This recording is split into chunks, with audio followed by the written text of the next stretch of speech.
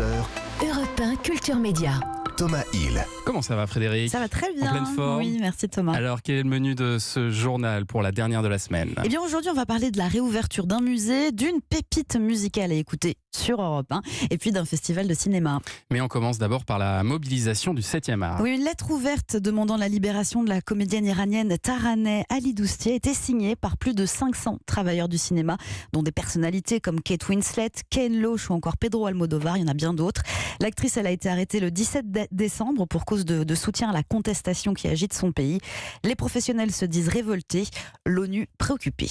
Toujours dans l'actualité de la culture, le musée d'art moderne de la ville de Troyes va rouvrir ses portes dans quelques jours. Le 27 décembre précisément, Thomas, après 4 ans de fermeture. Ce musée, il a vu le jour grâce à un couple de collectionneurs, Pierre et Denise Lévy, qui ont fait don, ça c'était à la fin des années 70, de plus de 2000 œuvres en stipulant qu'ils voulaient qu'elles soient exposées uniquement à Troyes, leur village de cœur. Inauguré en 1982 par François Mitterrand en présence de Jack Lang, le musée avait bien besoin d'une rénovation. Alors le parcours des collections a été totalement repensé. De 1850 à 1950, peintures, sculptures et objets nous proposent une plongée dans l'histoire de l'art moderne. Les travaux, 7 millions investis tout de même, ont également permis une accessibilité totale aux personnes en situation de handicap. Une visite s'impose si vous êtes de passage. Le passage à Troyes dans l'Aube. Le festival de cinéma Télérama revient en janvier. Notez-le sur vos agendas si vous aimez les films d'auteur.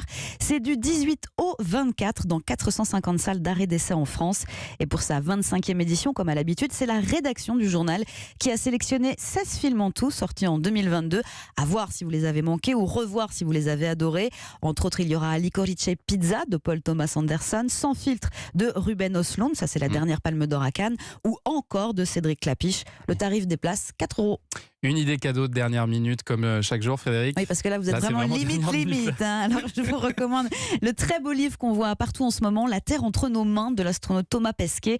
À l'intérieur, vous trouverez les clichés de la planète bleue qu'il a pris lors de sa mission dans la Station spatiale internationale. C'était en 2021. Des photos spectaculaires et fascinantes dont il se dégage beaucoup de poésie. Et puis, vous vouliez nous parler aussi d'une émission spéciale sur Europe 1 ce week-end consacrée à la famille Dutronc. Et je peux vous dire que c'est un véritable cadeau de Noël que l'on vous propose.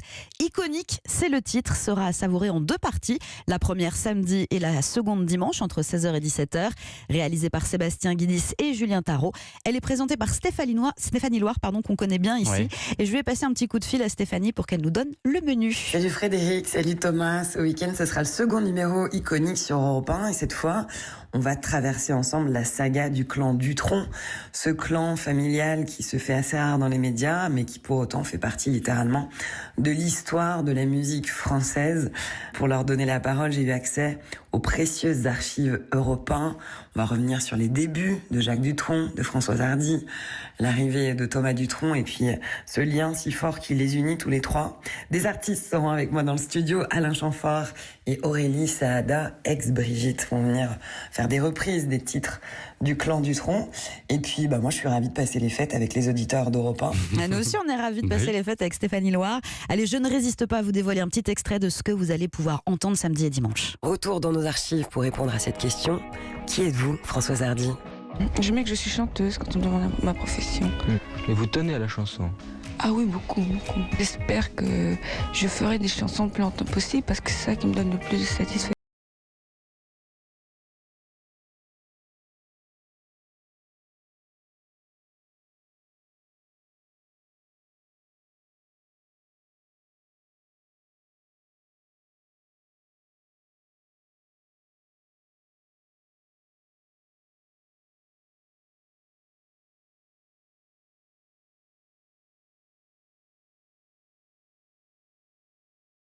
C'est quand même paradoxal puisque vous êtes une chanteuse française, mais ça marche surtout à l'étranger.